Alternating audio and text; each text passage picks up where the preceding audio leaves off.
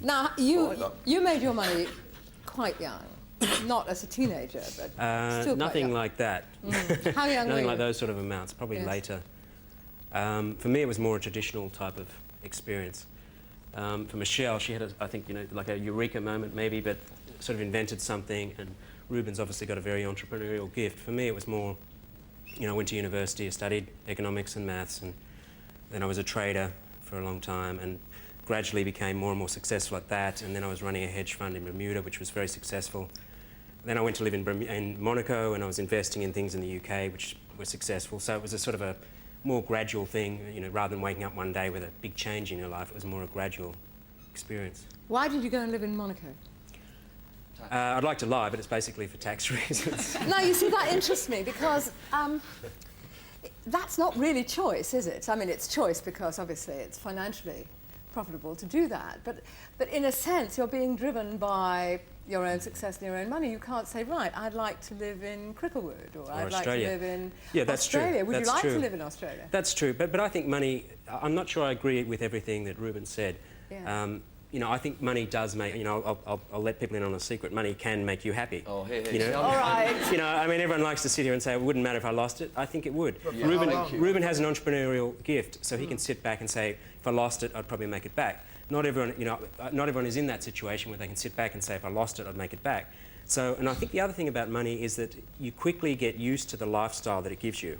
So you quickly get used to having nice meals, nice cars, all the rest of it. You quickly get used to that, very, very quickly, which is a disappointment afterwards. But if that was taken away from you and you've got to go back eating at crummy wherever, you will notice a difference. And unless you have a skill base, which you do to make it back, it would be a shock. And my background was not an easy background. I think Ruben had, even though you didn't get a lot of help from your family, that's always in the background. Sure, what's your background like then? Well, I'm one of 11 children. My family was living in a tent.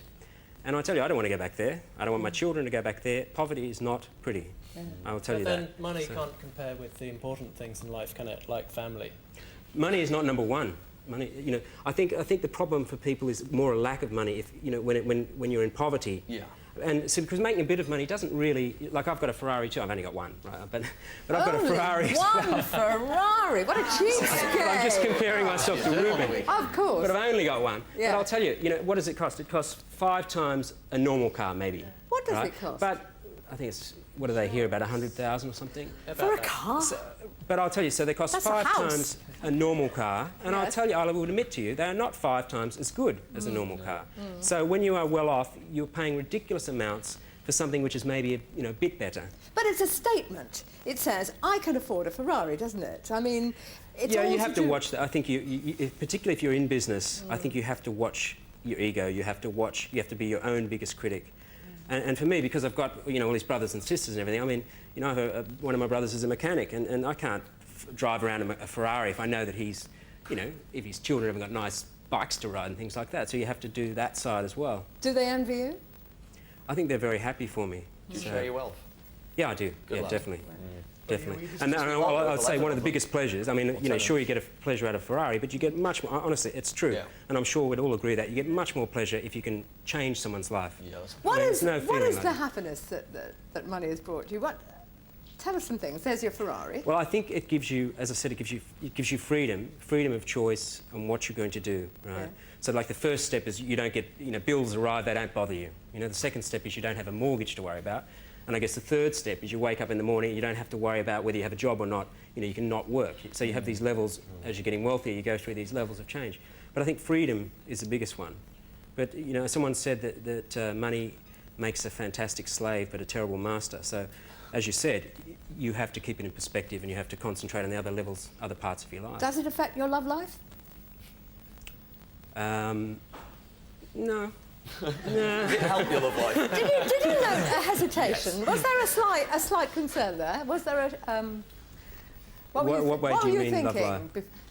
Love life. I mean, women, do they pursue you? Do they make it easier? I think, as I said, it's like being a beautiful woman. Being a wealthy man is like being a beautiful woman. So you do get pursued, and you have to try and figure out, do they want you for your brains?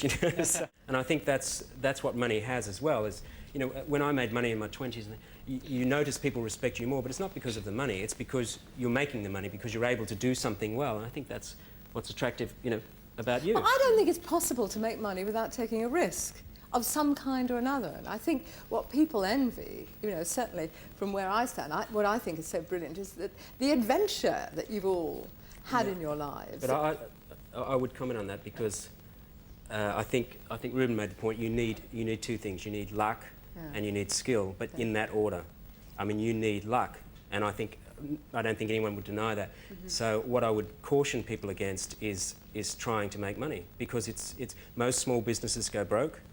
Because from what I've read, you know, lottery winners lose their money very, very quickly, and so it's good just to lose a little bit of it and then realise and then change your habits. But I mentioned that before because they say that making your first million is the easiest, is the hardest, and then the rest of it flows. But that's not the case, is it? Because people get their first million and they just lose it all. I was dyslexic, and you, Richard, at one stage. Yeah, they thought I was backward when I was 5 or 6. So is there anything in both of you that says, right, there you are, I've proved that you were wrong about me? I think there is a small aspect inside me which says, you know, when I was told that by my teacher at 7 or 8 that I'd never read or write or make anything of myself, you can either go one way and say, well, I'm a complete failure, I can't do anything with my life, or you can go, well, actually, maybe you're wrong and maybe I can make something of my life. And I think that's a conscious decision I made at that kind of age. And what about you, Richard? I think what it gave to me was, if anyone ever criticises or tries to put doubt in my head, I don't listen to them. So it gave me a fantastic belief, because I've heard worse things before. So if this business isn't going to work or whatever, I don't take too much notice, because I've heard worse when I was much more vulnerable. So it gave me a determination and strength, I think. Well, there you are. Thank you all very much indeed for sharing your experiences with us.